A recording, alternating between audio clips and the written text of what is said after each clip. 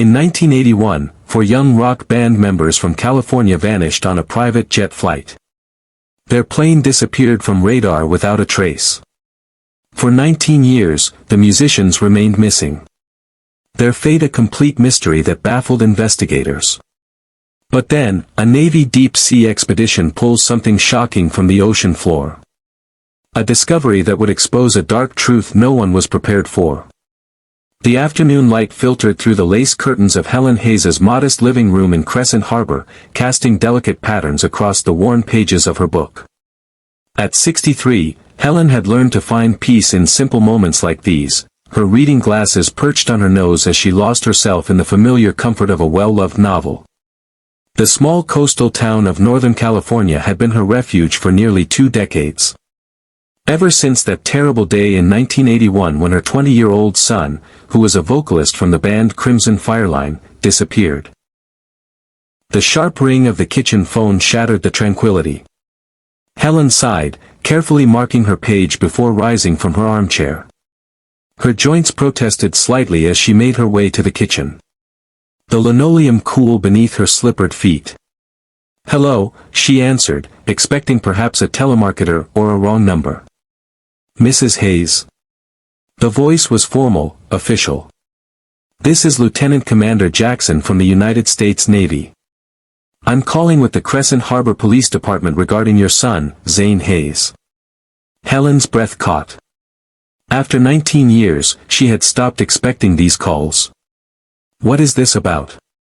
"Ma'am, we've recovered what we believe to be the private jet your son and his band were on when they disappeared. We need you to come to Port Holston Naval Base." The words hit her like a physical blow. Helen gripped the kitchen counter, her knuckles white. "I don't have time for pranks," she said sharply. "My son disappeared 19 years ago in a plane crash.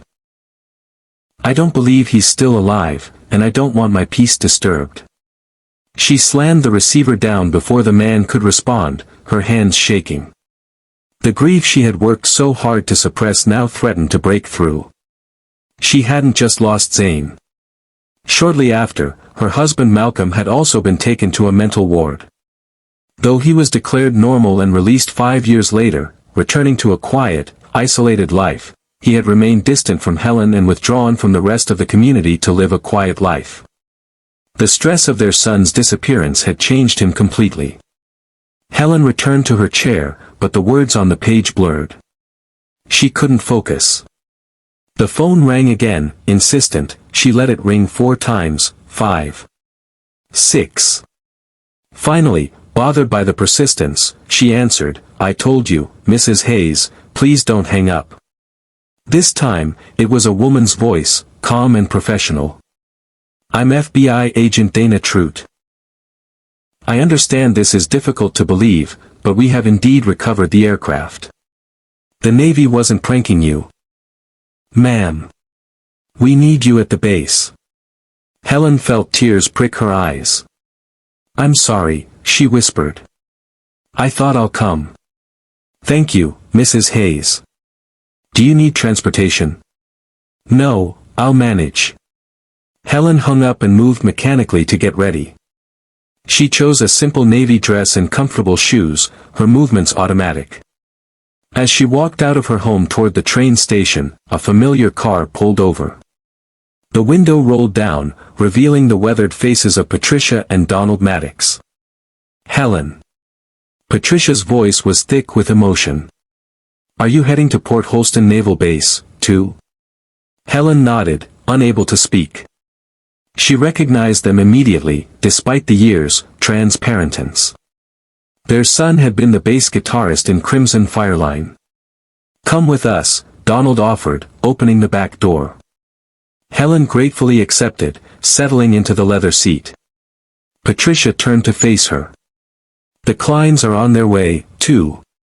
Derek's aunt and uncle. His parents passed 2 years ago. And the Marinos, Ricky's cousins, will be there. His parents died of old age already." The drive took a few hours, filled with tense silence punctuated by Patricia's occasional sniffles. Helen stared out the window, watching the California coastline blur past. When they finally arrived at Port Holston Naval Base, the security was overwhelming. Navy personnel, FBI agents, local police, forensics teams, and what appeared to be expedition scientists. Agent Dana Trout met them at the gate, her badge gleaming. She was younger than Helen had expected, with sharp eyes that missed nothing. "Thank you all for coming. I know this is difficult." She led them across the base to an open field. Helen's breath caught when she saw it. The exact jet plane from Malcolm's photographs. Her husband had taken pictures with their film roll camera before the band took off, wanting to memorialize what he'd called their shooting star career. He developed those photos for memories and police evidence. Now the plane sat before them, a ghost from the past. Rust streaked its once white fuselage. Seaweed hung from the wings like mourning shrouds. The red stripes that had once been so vibrant were now faded to brown. Dr. Martinez, the lead expedition scientist, stepped forward. "We were on a deep-sea ecological expedition with no AA exploring hydrothermal vents. Our sonar picked up unusual metallic reflections. When our submersible camera confirmed it was an aircraft at 12,000 feet deep, we immediately contacted authorities." He gestured to the plane. "The Navy and FBI collaborated to retrieve it using a heavy-duty marine crane from our research vessel. The wreck was surprisingly intact, doors sealed, windows cracked inward. It's remarkable how well preserved the vessel body is." Helen's eyes found several body bags arranged respectfully on tarps near the plane. Her heart clenched. "Is that?" Agent Trout nodded grimly. "That's why we need you here for identification." Dr. Martinez added. "At extreme depths with low oxygen, cold temperatures, and little disturbance, bodies decompose much slower. It's plausible they're still identifiable after 19 years underwater." Patricia Maddox gripped her husband's arm. "Please, we need to see." The officials exchanged glances before carefully unzipping the first bag. Patricia's wail pierced the air. "Trent, my baby." Even after 19 years, the red leopard pants were unmistakable. Trent Maddox, the bass guitarist who'd always dressed flamboyantly, was identified immediately. The second bag revealed Derek Clean, his leather vest and distinctive belt buckle, confirming his identity. His aunt and uncle collapsed against each other, sobbing. The remaining bags contained men none of them recognized. Not the pilot, not flight attendants. They were dressed in expensive suits, now deteriorated, but still suggesting wealth. The boys were supposed to meet with an international record label and producer, Helen said quietly. Some distributor. These men might be part of their company. My husband was the band's manager, but he rarely shared details with me back then, but I believe he had shared everything to the police. Officer Rodriguez, who had handled the original missing persons case, confirmed her account. Malcolm Hayes became violent and was diagnosed with acute mental illness shortly after the disappearance. He was released 5 years later and returned to a life of seclusion. We tried reaching out to him but he refused to come. The forensics team moved in photographing and examining. One technician looked up sharply. Gunshot wounds. All victims show evidence of gunfire. Agent Trout's expression hardened. Then something very bad happened in the air. They were most likely killed up front. The absence of the pilot suggests the plane was set to autopilot, and he parachuted out. Helen felt a spark of desperate hope. Zane and Ricky's bodies aren't here. Maybe there's a chance they're still alive. It's possible, the agent conceded. No one has seen them, but we're changing this from a missing persons case to a criminal investigation. The press arrived like vultures. Cameras and microphones thrust forward. A reporter positioned herself before the plane, speaking rapidly to her camera. Crimson Fire Line. Zane Hayes on lead vocals. Trent Maddox on bass. Derek Clean on rhythm guitar and co-writing. Ricky Moreno on lead guitar. Many locals remember them from small bar shows. They were beginning to find success selling their music when they vanished. The families were interviewed one by one. When Helen's turn came, she stood before the cameras, her voice steady despite her trembling hands. "I had lost all hope," she admitted. "But with this new evidence, I pray the police will find something more about my son." She looked directly into the camera. "Zane, if you're watching this, please come back to me. Come home." The other families continued grieving publicly, but Helen couldn't. She'd learned to lock her emotions away. When the interviews concluded, a police officer approached. "Mrs. Hayes, can we escort you home?" She nodded gratefully. As they walked to the patrol car, she caught sight of the plane one last time. 19 years it had lain in the ocean's depths, keeping its terrible secrets. Now those secrets were surfacing, and Helen wasn't sure she was ready for what they might reveal. The drive home was silent. The young officer seemed to understand she needed quiet. When they reached her house, he walked her to the door. "Ma'am, if you need anything." "Thank you," Helen said softly. She waited until his patrol car disappeared around the corner before entering her home. Inside her hallway, Helen pressed her back against the closed door and finally let go. The tears came in great heaving sobs. 19 years of grief pouring out in the safety of her own home. She slid down to the floor, her navy dress pooling around her, and wept for her lost son, for the boys who died for all the years of not knowing. After what felt like hours, but was probably 20 minutes, Helen pulled herself together. She used the wall to stand, her knees protesting, and made her way to the small study where her ancient computer sat. The machine hummed to life slowly, and she navigated to her old Usenet forum. She hadn't posted in nearly a decade. The support group for families of missing persons had been her lifeline in the early years, but eventually she'd stopped, unable to bear the constant cycle of hope and disappointment. Now her fingers trembled as she typed, "They found the plane." After 19 years, the Navy pulled it from the ocean. 2 of the boys were inside, shot dead. My Zay wasn't there. I don't know what to think. Responses came quickly. Some offered prayers and encouragement. Others, perhaps more realistic after years of dashed hopes, cautioned her gently not to expect too much. One message read, "Helen, after 19 years, please protect your heart." She lost track of time reading and responding, the familiar usernames bringing back memories. When she finally glanced at the clock, panic shot through her. Her doctor appointment was in 45 minutes and the bus ride took 30. Helen also wanted to visit Malcolm at his home. He deserved to know about the plane regardless of their strained relationship. She grabbed her purse and hurried out, walking as quickly as her aging legs would allow. The bus was pulling away just as she reached the stop. She waved frantically, but the driver didn't see her. Frustrated, she checked the schedule. 40 minutes until the next one. A man stood at the far end of the bus shelter, keeping his distance, but watching her intently. He was perhaps 50, wearing a faded jacket and jeans. Something about his stare made her deeply uncomfortable. "Nice day," Helen offered, attempting to diffuse the tension. The man didn't smile. His eyes were cold, almost hostile. "Saw you on the news this morning," he said flatly. "Your son thought he'd be dead by now, probably sinking at the bottom of some trench." Helen recoiled. "What's your problem?" Another bus approached, not hers. The man climbed aboard without another word. Through the window, he continued to stare at her, his expression unreadable, but somehow menacing. Helen tried to calm her racing heart. Some people were just cruel, she told herself.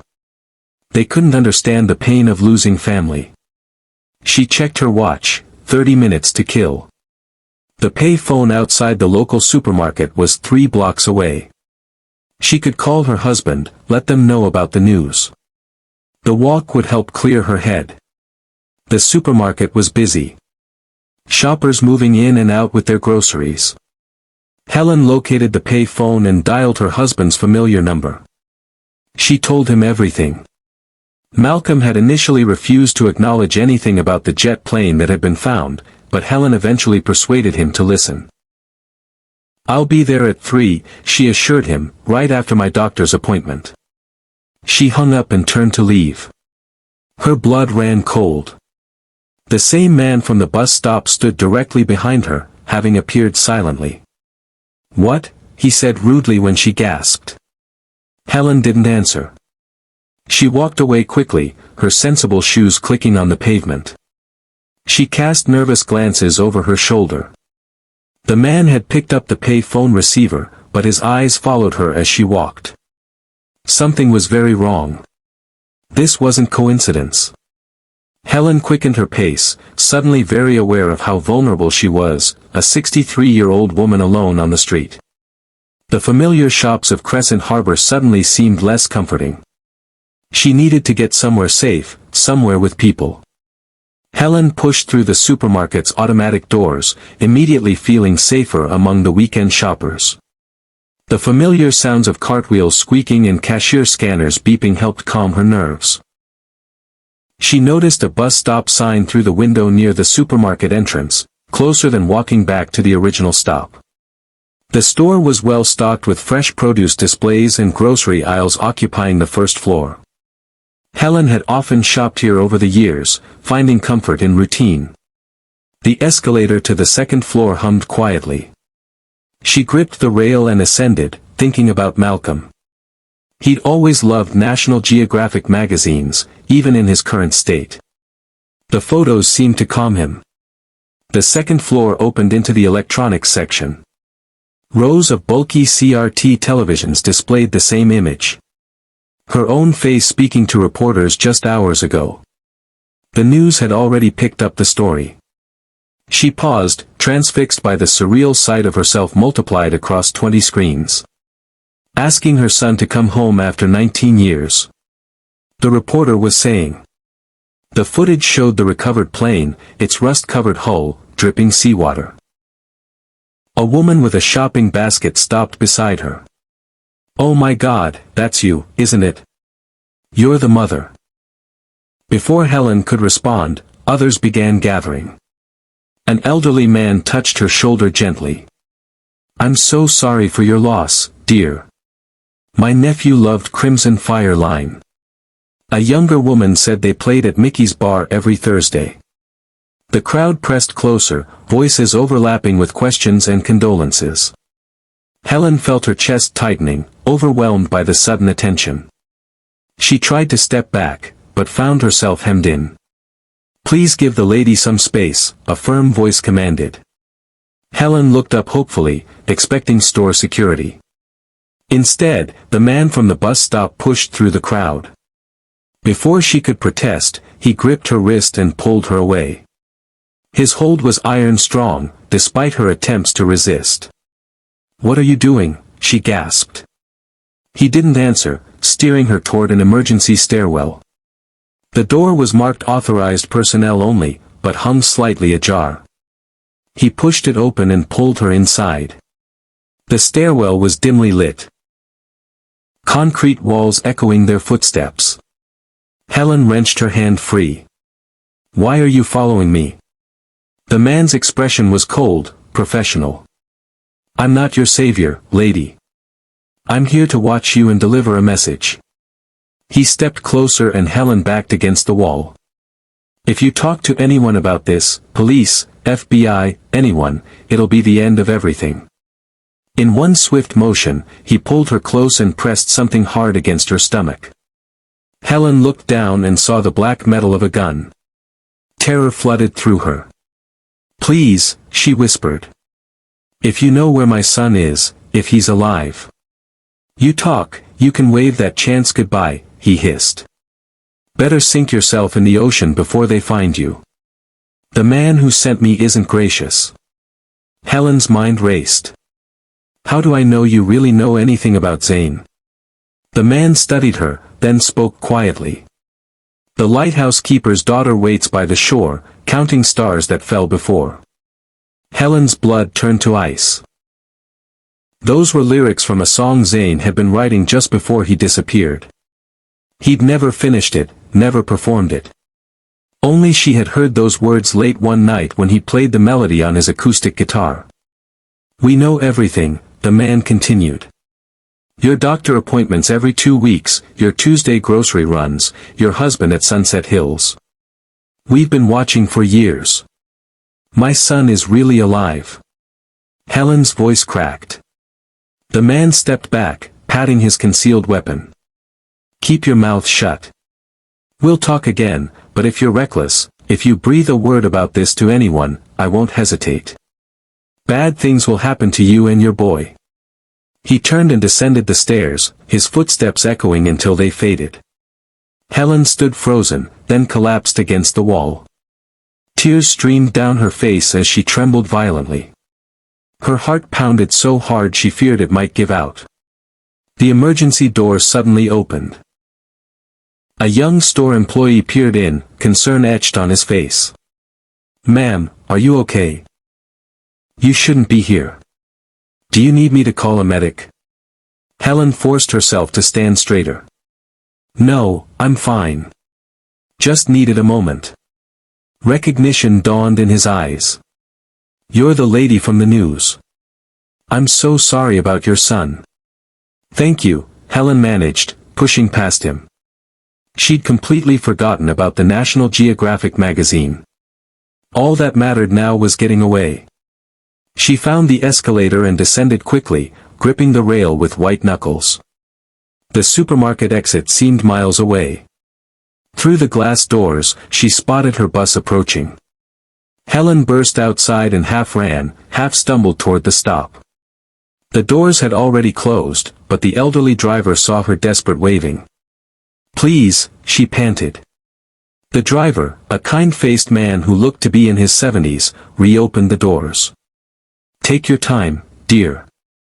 Helen climbed aboard, fumbling for her bus pass with shaking hands. "Thank you so much." She made her way to the special seating area reserved for the elderly, and collapsed into a seat.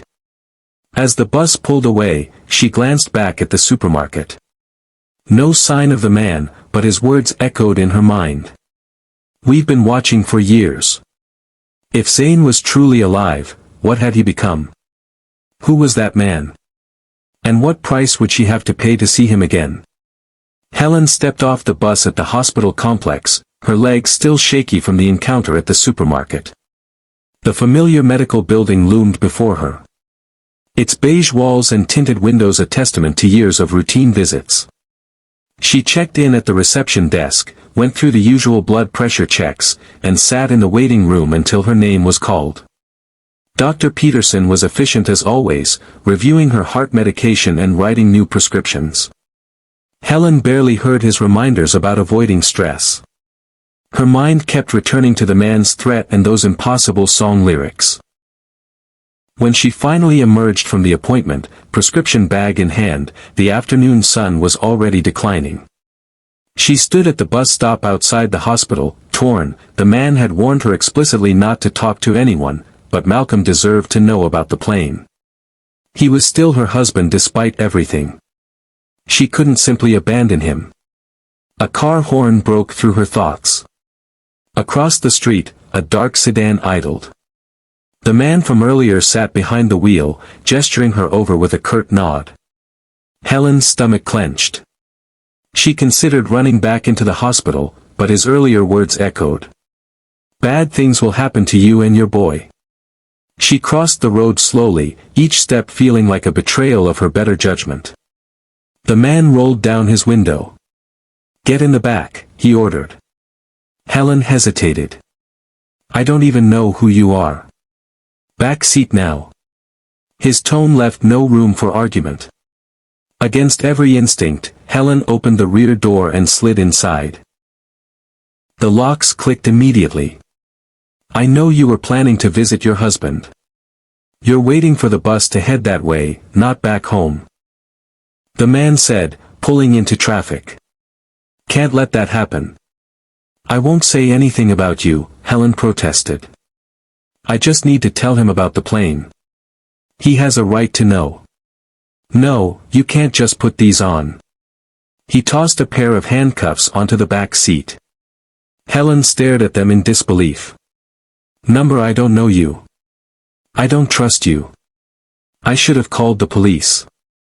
Now you're testing my patience." In one fluid motion, the man turned and grabbed her wrists, snapping the cuffs on despite her struggles. "Make a sound and I'll kill you right here." Terror paralyzed Helen as he resumed driving.